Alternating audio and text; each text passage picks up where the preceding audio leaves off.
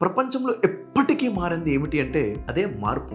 మీరు 15 ఏళ్ల క్రితం చదువుకున్న స్కూల్ ఈరోజు అలా ఉండి ఉండదు. ఖచ్చితంగా మార్పు వచ్చి ఉంటుంది. అలాగే చిన్నప్పుడు మీకు పాఠాలు చెప్పినట్టు టీచర్లో కూడా ఖచ్చితంగా ఇప్పుడు వాళ్ళని చూస్తే వాళ్ళలో మార్పు వచ్చేసి ఉంటుంది. అలాగే మీ చిన్ననాటి స్నేహితులైనా, మీ చిన్ననాటి ఊరైనా కానీ దాంట్లో మార్పు ఖచ్చితంగా ఉంటుంది.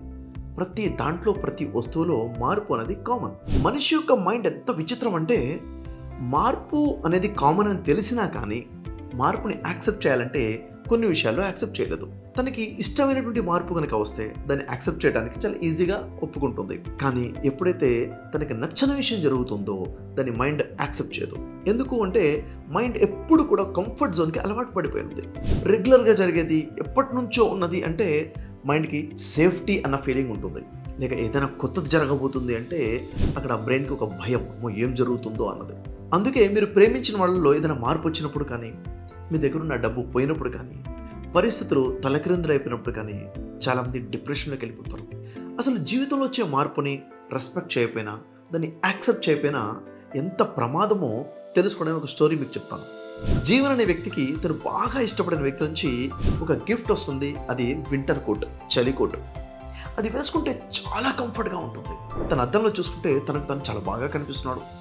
అది వేసుకున్నప్పుడు అందరూ కూడా అరే జీవన్ చాలా బాగా ఉందిరా, నీకు బాగా సూట్ అయింది అని చెప్పడం మొదలుపెట్టారు. ఒక అటాచ్మెంట్ అయిపోయింది ఆ జీవన్కి ఆ వింటర్ కోట్తో. ఇక రోజు వేసుకోవడం మొదలుపెట్టాడు.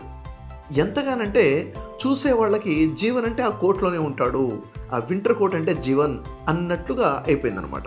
రోజు రోజు చూస్తున్నట్లయితే వింటర్ అయిపోయింది, నెమ్మదిగా సమ్మర్ స్టార్ట్ అయిపోయింది. అయినా ప్రతిరోజు అదే వేసుకున్నాడు. ఏంటంటే నేను బాగా ఇష్టపడిన కోటు, నాకు బాగా నచ్చింది, నాకు ఇష్టమైన వాళ్ళు ఇచ్చారని చెప్పేసి ఎమోషనల్గా కనెక్ట్ అయిపోయాడు. అది తీయాలి, తీయకుండా అలాగే ఉంటున్నాడు. సమ్మర్లో వేడి పెరిగిపోతుంది. 40 degrees హిట్ వచ్చినా కానీ రోజు అదే వేసుకున్నాడు. ఆ వాతావరణానికి, అదే ఆ వేడికి తన ఆరోగ్యం ఖరాబ్ అయిపోతుంది. ఎప్పుడైతే జీవన ఆరోగ్యం ఖరాబ్ అవుతుందో డాక్టర్స్ మొత్తం చెక్ చేసి డాక్టర్ చెప్పిన విషయం ఏంటంటే ప్రాబ్లం ఏమీ లేదు, మారుతున్న సీజన్ని బట్టి, మారుతున్న వాతావరణాన్ని బట్టి తను డ్రెస్ చేంజ్ చేయకపోవడమే అసలు ప్రాబ్లం అని చెప్తాడు. ఇప్పుడు తన ప్రాబ్లం క్లియర్ అవ్వాలంటే ఏం చేయాలి? ఆ వింటర్ కోట్ని తీసి ఆ సీజన్కి తగ్గట్టుగా డ్రెస్ని యాక్సెప్ట్ చేయగలగాలి. జీవన్ స్టోరీ వింటుంటే మీకు చాలా విచిత్రంగా అనిపించింది కదా?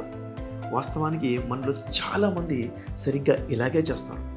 అసలు వింటర్ కోట్ అంటే ఏంటో తెలుసా? పాత జీవితంలో ఉన్నటువంటి మెమరీస్.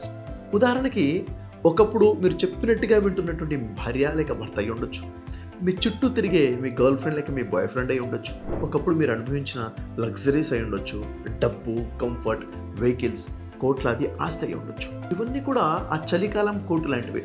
ఒకప్పుడు మీకు మంచి కంఫర్ట్ని ఇచ్చాయి, మీకు ఆనందాన్ని ఇచ్చాయి, మీరు చాలా ఎమోషనల్గా కనెక్ట్ అయి ఉన్నారు ఒకప్పుడు.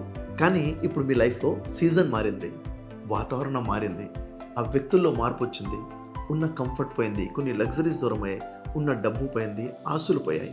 సీజన్ మారినప్పుడు దాన్ని యాక్సెప్ట్ చేసి మన డ్రెస్సింగ్ స్టైల్ ఎలా అయితే మార్చుకుంటామో అదేవిధంగా మన జీవితంలో వచ్చే మార్పు కూడా మనం యాక్సెప్ట్ చేయగలగాలి.